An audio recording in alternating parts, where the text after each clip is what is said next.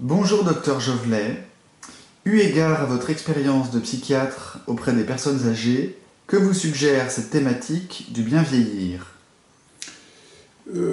La formule bien vieillir comporte deux notions. Il y a d'abord un idéal éthique de société autour d'une acceptation sereine, voire gaie de l'avancée dans l'âge, qui ne soit pas un déni ni un dénigrement, et qui comporte une dimension hédoniste. Et puis, il y a une exigence communautaire autour d'une injonction, d'une responsabilisation autour de préserver son capital de jeunesse, d'avoir un bon comportement de santé. Et nous sommes là dans une idéologie utilitariste. Alors je pense qu'il y a une alliance, effectivement, comme souvent, entre une dimension humaniste et une dimension économique. La prise en charge des personnes âgées n'est-elle pas le reflet d'un changement sociétal par rapport au vieillissement? Alors, évidemment, il y a une modification du vivre ensemble, en particulier intergénérationnel, multifactoriel, due à une modification de l'urbanisme, de l'organisation de la famille. On est passé d'une famille élargie à une famille nucléaire. Il y a de moins en moins de parents âgés isolés qui vivent au domicile de leurs enfants.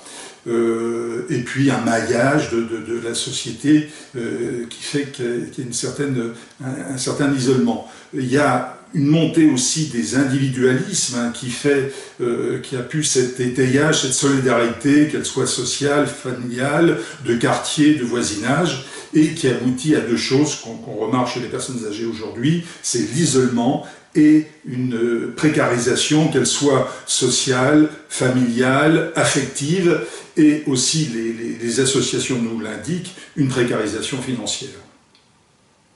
Face au nombre croissant des personnes âgées en situation de comorbidité et de dépendance, pensez-vous que toutes les spécialités suivront cette voie en s'impliquant dans la prévention et la prise en charge globale?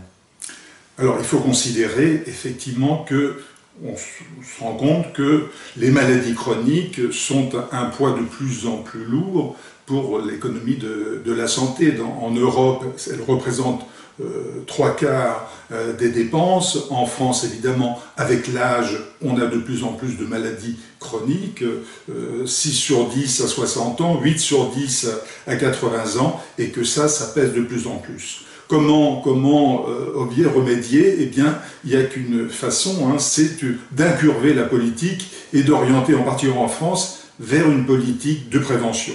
Et d'ailleurs, le plan 2007-2009 Bien vieillir fait des recommandations dans ce sens-là. Et puis, il y a la question de la spécialité, effectivement.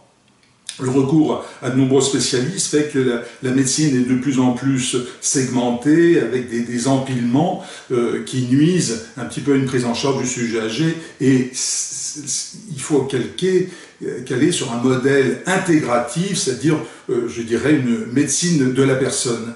Alors là, effectivement, les gériatres, les psychiatres ont cette fonction-là, mais surtout le médecin traitant, parce qu'il a en plus une connaissance contextuelle de l'environnement du sujet âgé, et c'est bien quand il intervient au domicile et qu'il y a cette fonction intégrative.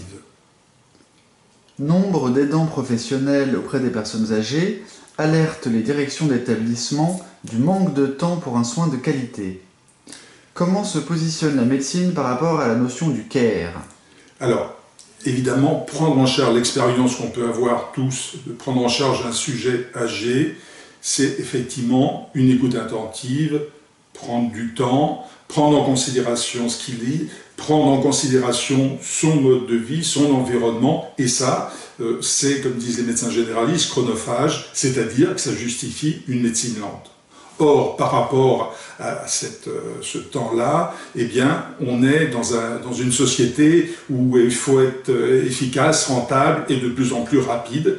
Donc, il y a un peu un choc des temporalités entre le temps du patient et le temps du soin.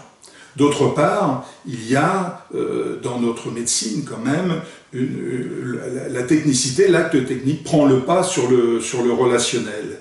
Et ça, en termes de médecine de la personne âgée, c'est source de malentendus, de dysfonctionnements qui sont à la fois préjudiciables sur le plan d'une éthique médicale, mais aussi qui nuisent à l'efficacité du soin.